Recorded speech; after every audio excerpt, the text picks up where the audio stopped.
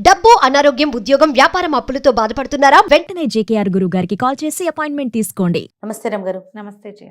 రమగారు, మనం మహాభారతంలో చిన్న కథలు ఇవి కొన్ని చెప్పుకుంటూ ఉన్నాం. అందులో భాగంగా ఏదైనా ఒక కథ చెప్పుకుందామండి. శాంతి పర్వంలో అంటే భీష్మ యుధిష్ఠిర సంవాదాలు చాలా జరిగాయి. ఆయన అంపశయ్య మీద ఉన్నప్పుడు రోజు ధర్మరాజు వెళ్ళేవాడు ఆయన కలవడానికి.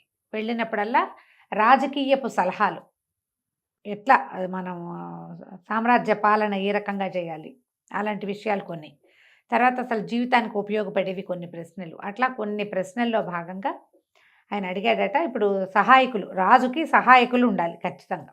ఒక ప్రభుత్వం నడపాలంటే కావద్దు, మరి ఒక పెద్దవాడు, ఒక నాయకుడికి ఎలాంటి వాళ్ళు ఉండాలి. ఇప్పుడు మామూలుగా గుంపుకి నాయకత్వం వేరు, సామ్రాజ్యాధికారం వేరు. అప్పుడు సహాయకులు సరైన వాళ్ళు, కులీనుడైన వాళ్ళు దొరకకపోతే నీచ కులజుల్ని కూడా తీసుకోవచ్చా అని అడిగాడు. అంటే ఈ ప్రశ్నని ఆ కాలపు ప్రశ్న కదా, ఈ కాలానికి మనం ఎట్లా అన్వయించుకోవాలి దాన్ని, ఏమనాలి, మంచి ఎడ్యుకేషన్, చాలా హైలీ ఎడ్యుకేటెడ్ లేకపోతే కొంతమంది మామూలు వాళ్ళని తీసుకునైనా వీళ్ళని ట్రైనింగ్ ఇచ్చి చేసుకోవచ్చా అని అడిగినట్టు.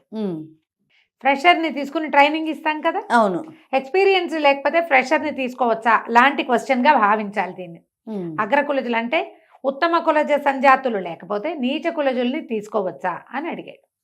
చెప్పా కదా, కులం అంటే ఇలా తీసుకోకూడదు, మన కులం కాదు, కమ్యూనిటీ కాదు, వాడి తాలూకు educational qualification, highly qualified, highly experienced లేకపోతే సుమారైన క్వాలిఫికేషన్ ఉండి కొంచెం ఫ్రెషర్ని తీసుకుని వాడినితో పెట్టుకుని నడిపించచ్చా అంటే నడపద్దు అని చెప్పాడట భీష్ముడు. అట్లా నడపద్దు. ఒక ఇంత పెద్ద పాత్ర వహించాలి ఒకడు, ఇంత పెద్ద పాత్రని ఏమనాలి, నడిపించాలి కథ. దానికి ఎవరినో తెచ్చి కూర్చోబెట్టకూడదు, అది ఎవడు చేయాలో వాడు కావాలంటే వెయిట్, అర్హుడికి మాత్రమే ఇవ్వాలి, అంతేనండి, వెయిట్ చేయాలి కానీ కూర్చోబెట్టకూడదు. దానికి ఉదాహరణగా ఒక కథ చెప్పారు. పూర్వం అట అడవిలో ఒక ముని ఉండేవారట. ఈయన పళ్ళు తింటూ, కందమూలాదులు ఏమైనా తింటూ, ఆకులు అలములు అలాంటివే తింటూ తపస్సు చేసుకుంటూ ఉండేవారు. ఈ అడవిలోకి ఎట్టా వచ్చిందో ఒక కుక్క పిల్ల వచ్చింది. ఆ ఋషిగారి వెనకాల తిరిగేది తోకాడిస్తూ. అది మాంసాహారం జోలికి వెళ్ళేది కాదు, కుక్కలు తింటాయి కదా మాంసాహారం, కానీ అది ఋషిగారు ఏం తింటే అది కూడా అదే తినేది. బాగుందిగా, తిని ఆయనతో పాటే ఉండేది, వాకిట్లో పడుకునేది. ఆయన ఏదైనా పండు కాయ కోసుకోవడానికి నదికి స్నానానికి వెళ్ళి ఆయన వెనకాల వెళ్ళి గట్టు మీద కూర్చుని శ్రద్ధగా ఆయన చేసేవి చూసి ఆయన వెనకాల పడి మళ్ళీ వెనక్కి తిరిగి వచ్చేది. మామూలుగా కుక్కలకి అలా కంట్రోల్డ్గా ఉండటం ఎప్పుడు అలవాటు అవుతుంది, యజమాని మీద అత్యంత భక్తి విశ్వాసాలు తాత్పర్యాలు అవి ఉంటే, లేకపోతే కుక్కలు మీద పడిపోతూ ఉంటాయి. అవును, మీద పడతాయి, నాకేస్తూ ఉంటాయి, కాళ్ళకు అడ్డం పడతాయి.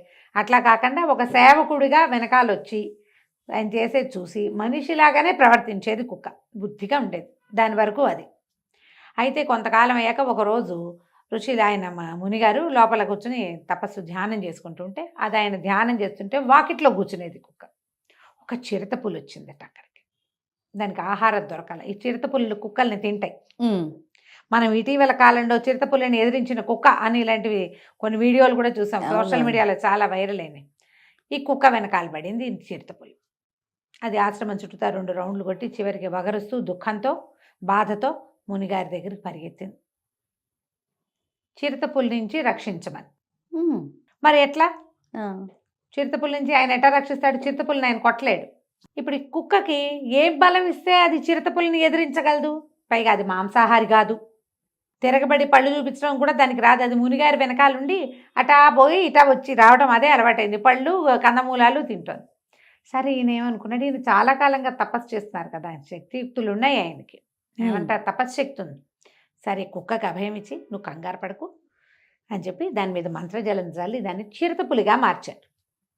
ఇక నీకు భయం లేదు, చిరుతపులి అత్యంతగా ఇంకా దీని మీద పడి తిందు, భయం లేదు. ఓకే, సరే చిరుతపులిగా మార్చేశారు కదా. కుక్క చూసుకుంది తన శరీరం, తన తోక చిరుతపుల్లాగానే, అది తోక నేల మీద కొట్టడము అవన్నీ తెలిసినాయి దానికి. అంతకుముందు చిరుతపుల్లిని చూసింది కదా, దాని జెస్చర్స్ అని నేర్చేసుకుంది. ఇక నిర్భయంగా అడవిలో తిరగటం మొదలుపెట్టింది. అంతకుముందు కుక్కగా ఉన్నప్పుడు దానికి అన్నిటిని చూసి భయం వేసేది, అందుకని ఎక్కడ తిరగకుండా ఆశ్రమం బాకిట్లోనే కూర్చుని ఉండేది. ఇప్పుడు అటు ఇటు శుభ్రంగా తిరిగి వచ్చి ఆశ్రమం బాకిట్లో పడుకోవటం మొదలుపెట్టింది. రోజులు గడిచాయి. ఆ ప్రాంతానికి ఒక పెద్ద పులి వచ్చింది.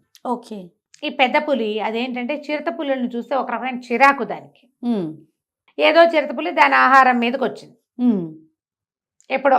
ఉమ్, చిరుతపులులు పారాసైట్స్గా కూడా ఉంటాయి ఉమ్, అప్పుడప్పుడు. అందుకని ఏం చేసింది, పెద్ద పులేమో ఈ చిరుతపులి వెనకాల, కుక్క చిరుతగా మారిందిగా, దీని వెనకాల పడేసరికల్లా ఇది మళ్ళీ ఆశ్రమం దగ్గరికి పరిగెత్తుకుంటూ వచ్చింది, నాలుగు వెళ్ళాడేసుకుని. తోక కూడా కుక్క తోక ముడుచుకున్నట్టు చిరుతపులి తోక ముడిచేసుకుని ఓకే. ఏడుస్తూ వచ్చింది. పెద్ద పులి నా వెంట పడింది, ఏం చెయ్యాలి, వెనకాల పెద్ద పులి కనపడుతుంది. ఋషిగారికి దాని ఆంతర్యం అర్థమైంది. ఈయన ఏం చేశాడు, బాగా ఆలోచించి ఇది చిరుతపులిగా ఉంటే పెద్ద పులుల్ని ఎదుర్కోలేదు అని చెప్పి దీన్ని కూడా పెద్ద పులిగా మార్చేశాడు. ఓ బాగుంది. అక్కడి నుంచి పెద్ద పులి అయ్యాక ఇంకేముంది, దానికి భయం పోయింది. శుభ్రంగా హాయిగా మాంసాహారం తింటూ దొరికిన దాన్ని పులిలాగానే, పులి కూడా వచ్చేసింది దానికి, అంతే.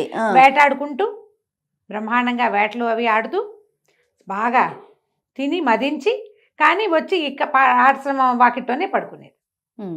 పడుకునే బుద్ధి మాత్రం పోలా, ముని ఇంకా సేవించట్లా అది, కానీ వచ్చి ఆయన దగ్గరే ఉంటాం.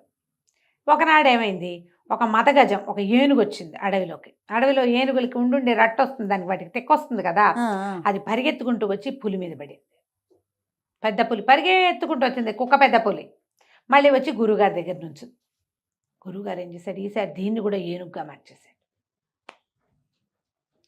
ఏనుగు ఇంకా ఏనుగు వెనకాల ఏం పడుతుంది, అంతేగా, ఏనుగుగా తింటూ చెట్ల కొమ్మలు అవి ఇవి విరుచుకుని తింటూ తిరగటం మొదలుపెట్టింది.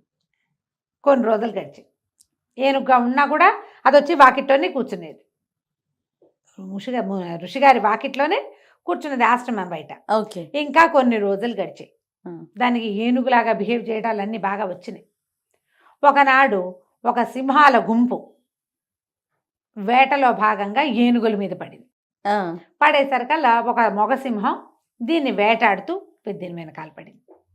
ఏనుగుల్ని మళ్ళేస్తాయి సింహాలు, ఆడసింహాలన్నీ ఏనుగుల వెనకాల పడి ఒక్కదాన్ని ఒంటరిగా చేజిక్కించుకుంటాయి. అవంతే, ఆడవే అన్నీ ప్లాన్ చేస్తాయి, మొగదొచ్చి కొడుతుంది. ఓహో.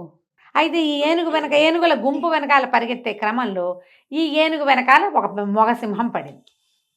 ఇక సింహం పరిగెత్తేసరికల్లా ఏనుగు ఏముంది, హడావిడిగా దానికి తెలుసు, భయం వేస్తే ఎక్కడికి పోవాలో దానికి ముందే తెలుసు. పరిగెత్తుకుంటూ ఋషిగారి వాకిట్లోకి వెళ్ళింది. ఋషి చూసి ఏం చేశాడు, అయ్యో దీనికి ఏనుగుకి భయం వచ్చేసింది, కొట్టేస్తుంది సింహం. అది ఆ ప్రాక్టీస్లో ఉంది. పైగా పరిగెత్తిచ్చేసరికి దానికి ఉద్రేకం పెరిగిపోతుంది సింహానికి. అది మామూలుగా కొట్టే దెబ్బ కంటే ఉద్రేకంతో కొట్టే దెబ్బ 10 ఇంతలు ఎక్కువ ఉంటుంది. ఒక దెబ్బకి చంపేస్తుంది దీన్ని. అప్పుడు ఈయన ఏం చేశాడు, బాగా ఆలోచించి ఈ కుక్కగా ఏనుగుగా మారిన కుక్కని సింహంగా మార్చేశాడు. బాగుంది. సింహం అయిపోయింది అది. సింహం అయిపోయాక అక్కడ కనపడింది సింహం. ఆ మగ సింహం ఏం చేస్తుంది, 2 గర్జనలు గర్జించి అనుకుని పోయింది దాని దారిన. ఈ సింహం చక్కగా వేటాడుకుంటూ తిరుగుతూ మళ్ళా వచ్చి ఆశ్రమ వాకిట్లోనే కూర్చునేది. కొన్ని రోజులు గడిస్తే శరభ మృగం అని ఒక మృగం వచ్చిందట. చాలా పెద్దది శరభ మృగం అంటారు. దానికి ఏంటంటే గండబేరుండం లాంటి కాళ్ళు, ముందు కాళ్ళు తేడాగా ఉంటాయి. శరభ మృగం కథల్లోనే రాస్తారు, బయట మనం ఎక్కడ చూడం. ఒక విచిత్రమైన మృగం లాంటిది, పక్షి గండబేరుండం లాంటి కాళ్ళు అవి ఉంటాయి, దానికి ముక్కు ఏదో తేడాగా ఉంటుంది. అయితే ఆ మృగం ఒకటి సింహాలని వేటాడుతుంది. అది సింహం వెనకాల పడి సింహం మళ్ళీ గురువుగారి దగ్గర చేరింది. కుక్క సింహం చేరేసరికల్లా మునిగారు ఏం చేశాడు, దీన్ని కూడా శరభంగా మార్చేశాడు. శరభంగా మారాక అది ఎంత విశృంఖలంగా తిరిగిందో అడవిలో పడి. శరభాలకి క్రూరత్వం హెచ్చు. పులి, సింహము ఇవన్నీ ఏంటంటే ఆకలిస్తే వేటాడతాయి, వేట అయిపోయాక కొన్నాళ్ళు విశ్రాంతి తీసుకుంటాయి. శరభం అట్లాంటిది కాదు, క్రూరమైంది. అయితే ఈ శరభ మృగం ఏం ఆలోచించిందంటే, కుక్క శరభంగా మారి ఎన్నో జంతువులు కొట్టాక దానికి అనిపించిందిట, మన గురువుగారు నన్ను ఇట్టా మార్చాడు, రేపొద్దున ఇంకో సింహాన్ని శరభంగా మార్చి నా మీద వదిలి పెడితే ఎవరైనా వెళ్తే ఆయన మార్చేస్తాడు, దాన్ని అలాగే కదా చేశాడు. కాబట్టి మనం ఓ పని చేద్దాం, గురువుగారిని చంపేస్తే పీడపోతుంది, ఇక ఎవరు నాలాగా మారరు, నేను హాయిగా ఈ అద్భుతమైన శరీరంలో ఉండొచ్చు అనుకొని ఆశ్రమం వాకిట్లో కూర్చున్నది కాస్త లేచి గురువుగారి మీదకి లంఘించింది. ఎప్పుడైతే గురువుగారికి దాని ఇంటెన్షన్స్ తెలుసు, ముందు నుంచి అది పరిగెత్తుకొచ్చినప్పుడల్లా దాని భయం ఏమిటో, దాన్ని ఎవరు వెంబడబడ్డారో తెలుసుకున్నాడు ఆయన దాని మొహం చూసి.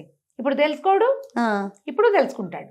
ఆయన ఏం చేశాడు, మంత్రజలం తీసి మీద తెల్లి కుక్కని చేశాడు దాన్ని. మళ్ళీ నేను నీకు ఇన్ని రకాలుగా రక్షణ ఇచ్చినా కూడా నీ బుద్ధి పోగొట్టుకోలేదు నువ్వు, అంతేగా, నీ బుద్ధి మారలా, సెల్ఫిష్ గుణం పోలేదు నీకు.